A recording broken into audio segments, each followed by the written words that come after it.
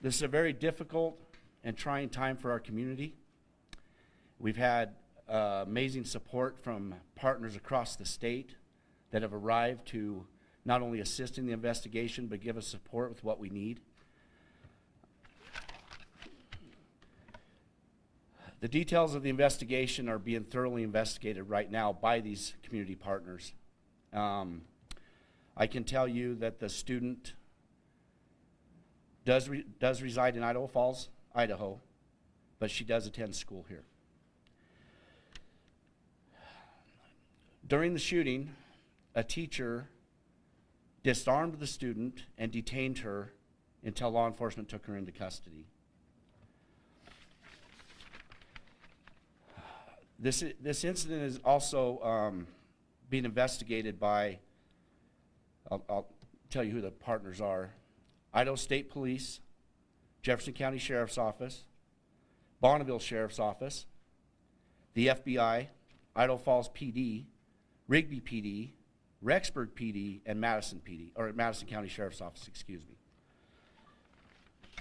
We don't have a lot of details at this time of why that is being investigated. We're following all leads, and we will go from there as far as if there's going to be any more suspects involved or a reason of why this happened. We will relay that to you when we have that information. And with that said, I'm going to pass this on to Dr. Lemon. Good afternoon. I'm Michael Lemon. I am the Trauma Medical Director at Eastern Idaho Regional Medical Center.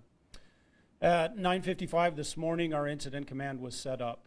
We got notification that there was a shooting at a middle school in Rigby.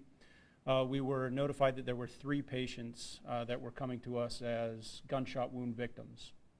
We mobilized our trauma service, including our emergency room, our operating rooms, and multiple different capabilities throughout the trauma system in order to take care of these patients.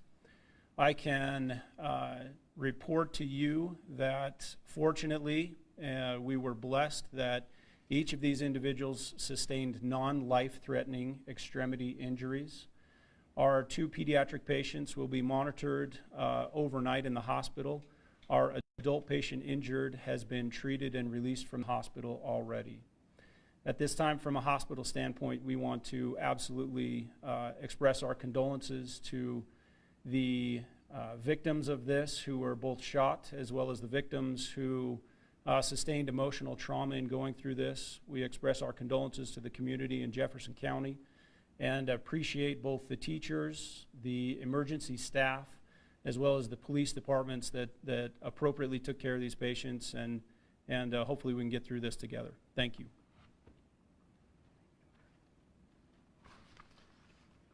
So obviously the investigation is still underway, and we will not be making any definitive prosecuting decisions until that time.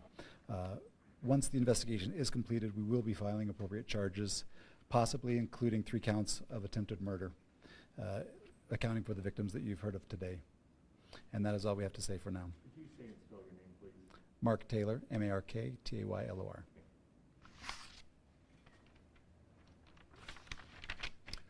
I'm Chad Martin, Superintendent of School District 251. This is the worst nightmare a school district could ever face. We prepare for it, but we're never truly ready for it. Our hearts and our prayers go out to the victims and their families and all those involved. There will be no school in session throughout the district tomorrow, so families can be together to address this. We will, however, have counselors, school counselors, and multiple agencies that offer their support available beginning at 8 a.m. in the morning at Rigby High School. We want to thank our law enforcement partners for their quick response throughout the valley. We feel overwhelmed by the support that they provided to us and to our staff. We want to thank EMT. We want to thank our staff that acted quickly and appropriately and did everything they could to protect their students. We want to especially thank our community. The vast support that we have received is overwhelming, and we are grateful to live in a community that cares about their students, cares about their schools, and are willing to offer that support. again, thank you to all of our partners throughout this difficult time. With the statements that have been read, or if I will stand for questions and try to answer them if I can, but understand this is under investigation. Is there any questions? Yes, Nate. Sheriff, you mentioned that the teacher disarmed the student. Can you talk a little bit more about that? Was the teacher tackling the student, or how did that play out? That is also under investigation, Nate, but I can tell you that she did take the handgun from the student and held her until law enforcement apprehended her. And this was a student in that teacher's class? No, it was not. Okay. And was that in a classroom or the hallway? The incident took place in the hallway and outside of the school. Yes. Yes. Talk a little bit more about how this played out. Did it start in the hallway or outside, and how did this develop? Mark, you okay with that? So this incident did start in the hallway, and it moved towards an exit to the east side of the building to the outside where a victim was shot outside. So 2 victims were shot in the school and 1 was outside. Sheriff Spencer Harris, Fox 13 from Salt Lake City. I'm curious, when your officers respond to something like this, obviously radio calls can sometimes be very hyped up and adrenaline is rushing. How do you respond calmly to a shooting like this, especially when you know kids are involved, and that does heighten the circumstances, definitely? And I totally agree with you. I understand that this school district and law enforcement in this area have a wonderful working relationship, and there's been numerous trainings in this. But to tell you, if you're calm going to that, I wouldn't say that that would be the case for anybody that had to respond where children are involved. When it comes to that training, obviously, most departments go through something like that. How helpful is that, knowing that you have that to fall back on when it does really happen in real life? It is very helpful, but I'll also expand to that. Our children in this community have been through the same training multiple times every year. And the response from the law enforcement, but not only that, the response from the school district, the teachers, and the students, it was unbelievable. It was unbelievable. Yes?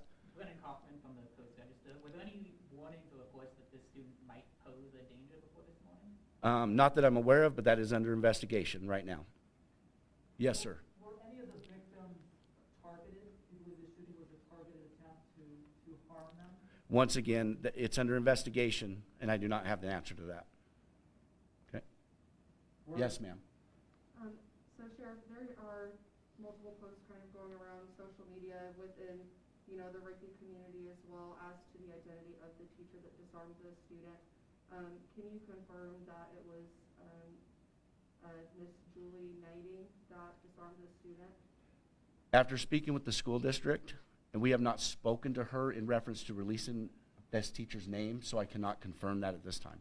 Okay? You're welcome. Would that be the same on behalf of the custodian as well? Yes.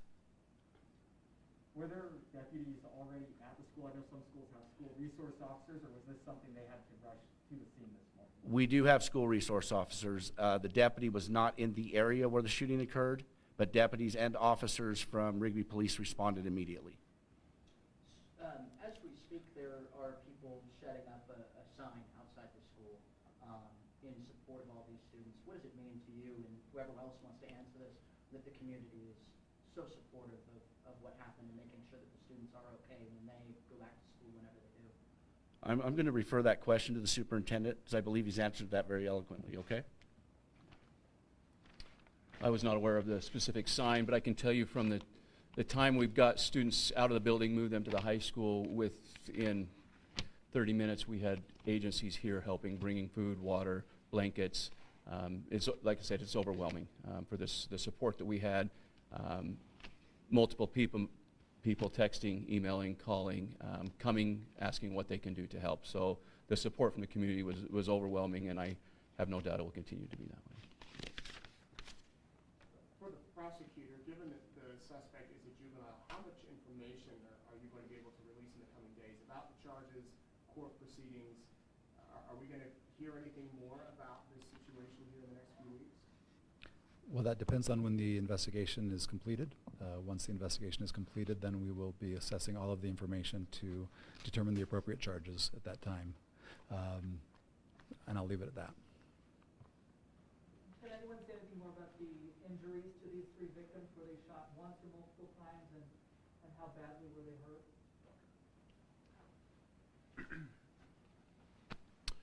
So our adult was shot once as a through and through in an extremity and able to be released at shortly after being evaluated and treated in the emergency room.